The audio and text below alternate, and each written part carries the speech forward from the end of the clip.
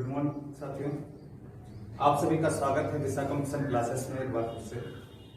कल मैं आप लोगों को मूल विधि में आईपीसी के बारे में पढ़ा रहा था। अध्याय 12 तक मैंने पढ़ाया था। आज मैं उसके आगे देखूंगा। अध्याय 13 से आज शुरुआत करूंगा। एक तरफ आपको अध्याय लिख लेना है, एक तरफ धारा और एक तरफ उससे संबंधित विषय क्या है। धारा से संबंधित या अध्याय से संबंधित विषय क्या है।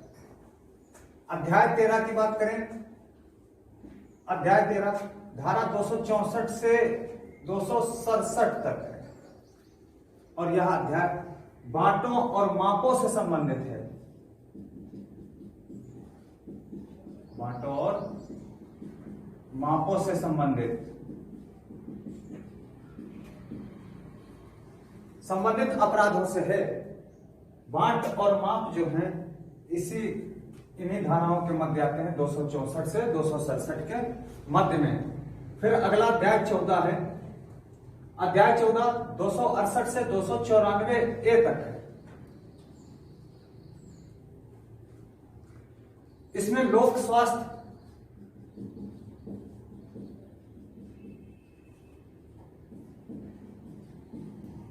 क्षेम, शिष्टता,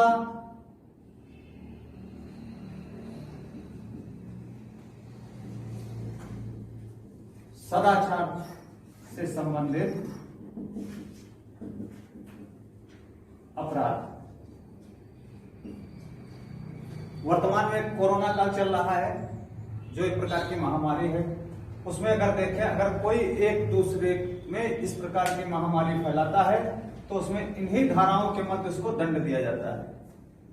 या किसी के कैरेक्टर से संबंधित अगर कोई अपराध होता है तो इन्हीं धाराओं में दंड दिया जाता है।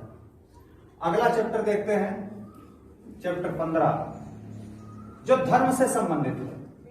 295 से 298 तक किससे संबंधित है? धर्म से संबंधित है। धर्म से संबंधित। अगला अध्याय 16, अध्याय 16 299 से 377 तक। ये ऐसे अपराध हैं जो मानव शरीर पर प्रभाव डालने वाले अपराध हैं। मानव शरीर पर प्रभाव डालने वाले अपराध। किस प्रकार के अपराध हैं? जो मानव शरीर के ऊपर प्रभाव डालते हैं। जैसे किसी की हत्या हो जाए या किसी ने आत्महत्या कर लिया या रेप कर रहा है कोई, ऐसे अपराध जो मानव शरीर के ऊपर सीधे प्रभाव डालते हैं, वो सारे अपराध अध्याय 16 में आते हैं। 299 से 377 के मध्य। ये बहुत ही महत्वपूर्ण अध्याय है, आपको अच्छे से ध्यान रखना है। दूसरा, वर्तमान में ये बहुत ज्यादा महत्वपूर्ण है। लोक स्वास्थ्य, क्षेम और शिष्टता, सदाचार से संबंधित जो अपराध होते हैं वो सारे इसी के अंतर्गत आते हैं। फिर अगला अध्याय 17 है। 17 में बताया गया है संपत्ति के विरुद्ध। 378 से लेकर के 462।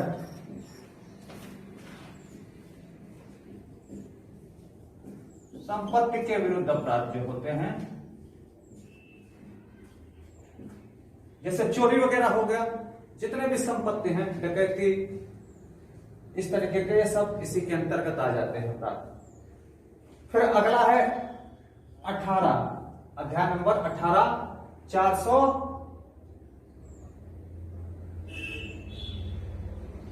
ये 482 तक है अध्याय 17 आपका। फिर यहां से 483 से लेकर के 489 तक ये सब दस्तावेज से संबंधित अपराध है। दस्तावेज से संबंधित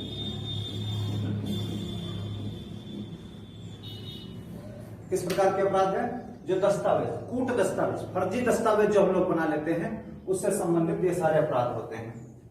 फिर अगले अध्याय की तरफ देखेंगे तो अध्याय 19 आपका है सेवा संविदाओं से संबंधित 490 से 492 तक।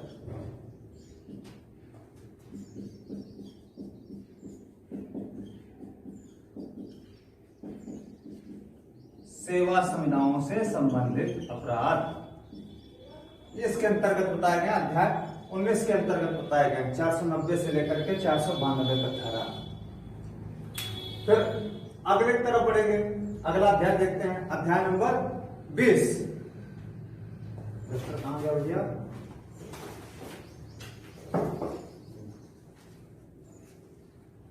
आप इसको नोट कर लीजिएगा।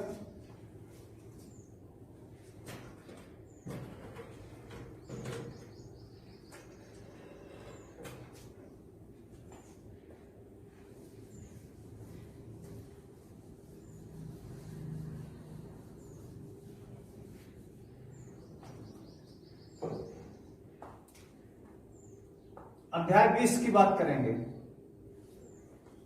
तो धारा 493 से लेकर के 498 तक जो है ये सब इसके अंतर्गत आ जाते हैं। 498A तक हो जाते हैं, विवाह संबंधी अपराध।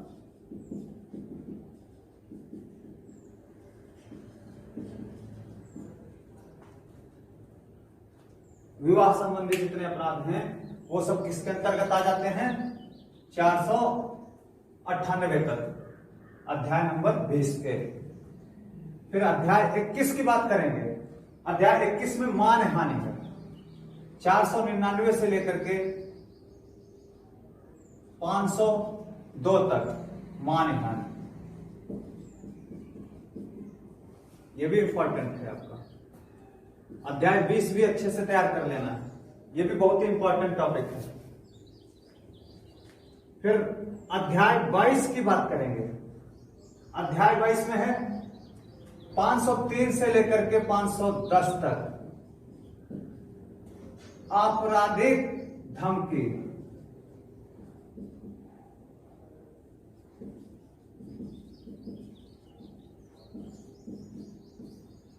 आपराधिक धमकी। कभी कभी आप देख रहे होंगे गुस्से में लड़ाई झगड़ा जब मारपीट होती है तो धमकी देते हैं कि मैं तुम्हारी जान ले लूंगा, मैं तुम्हारी हत्या कर दूंगा, मैं ये कर दूंगा, मैं वो कर दूंगा। इस तरीके के शब्दों का इस्तेमाल किया जाता है, गाली गलौज किया जाता है, वो सब इसी के अंतर्गत आ जाते हैं। फिर अंतिम अध्याय देखते हैं,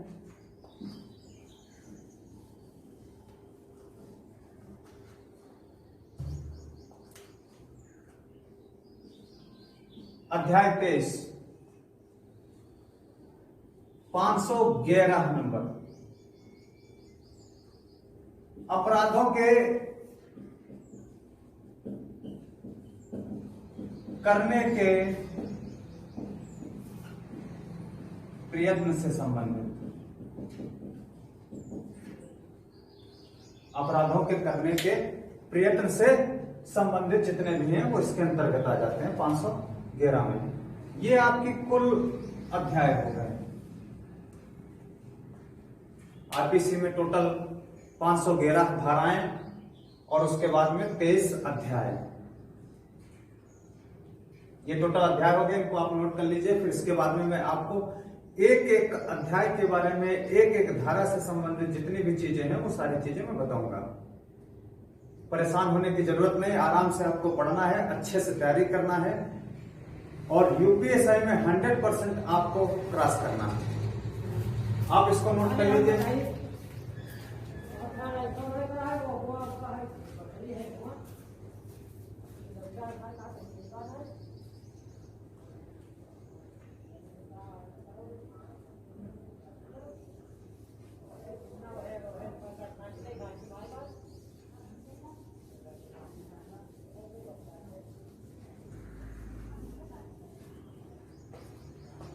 आप अध्याय नंबर 1 लिख लीजिएगा।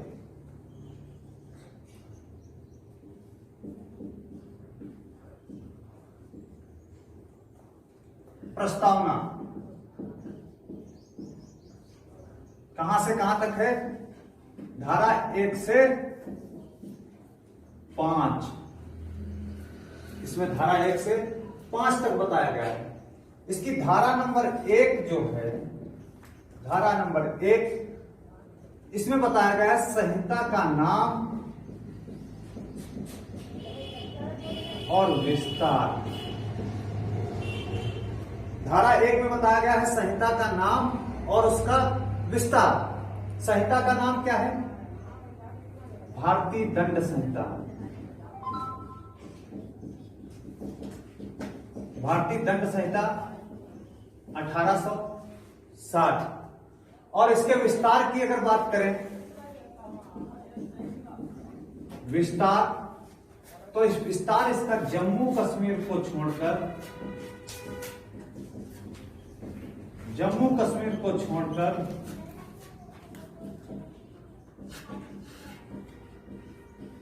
संपूर्ण भारत।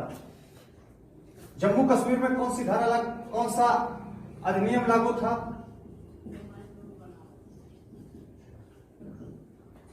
रणवीर सिंह संहिता।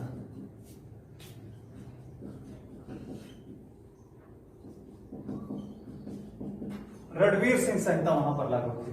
लेकिन वर्तमान में संपूर्ण भारत, ध्यान रखना है, वर्तमान में संपूर्ण भारत में लागू।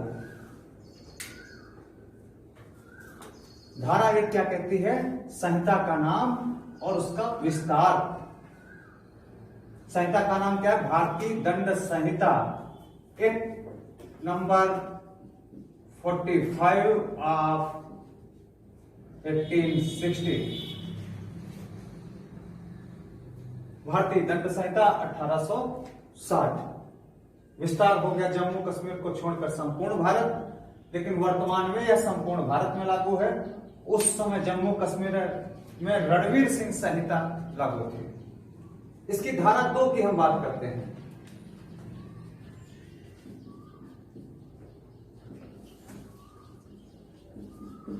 भारत के अंदर किए गए अपराध, भारत के अंदर अगर कोई भी नागरिक अपराध करता है या कोई भी व्यक्ति अपराध करता है तो उस पर भारत की दंड संहिता के अनुसार मुकदमे चलाए जाएंगे। भारत की दंड संहिता के अनुसार उसको सजा दी जाएगी। लेकिन इसमें कुछ अपवाद हैं, जैसे राष्ट्रपति हो गया, राज्यपाल हो गया, राजदूत, विदेशी जो राजदूत होते हैं भारत के अंदर, उनकी अगर बात करें तो उनके ऊपर इस प्रकार के केस नहीं चलाए जा सकते हैं तब जब वह अपने पद पर बने हुए होते हैं, तब हम उनके ऊपर इस प्रकार के केस नहीं चला सकते। संहिता के अनुसार उनके ऊपर केस नहीं चला सकते। फिर धारा 3 इसकी क्या कहती है, इसको आप नोट करते रहिएगा जरूर।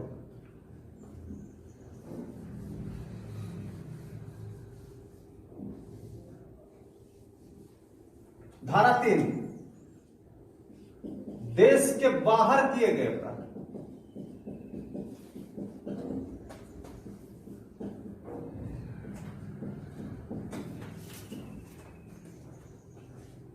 भारत का अगर कोई भी नागरिक जो है वो किसी दूसरे देश में गया, वहां पर कोई अपराध करता है तो उसके ऊपर भी मुकदमे चलाए जाएंगे, उसको भी सजा दी जाएगी। अगर उस देश के अनुसार वहां पर कोई सजा का निर्धारण किया गया है तो उसके अनुसार उसको सजा मिलेगी। अगर वहां नहीं निर्धारण किया गया है तो फिर भारत के अनुसार उसके ऊपर मुकदमे चलाए जाएंगे।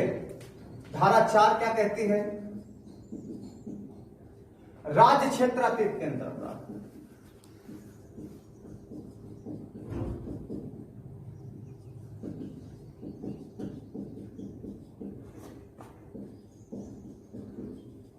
और इसकी धारा 5 कहती है कुछ विधियों के ऊपर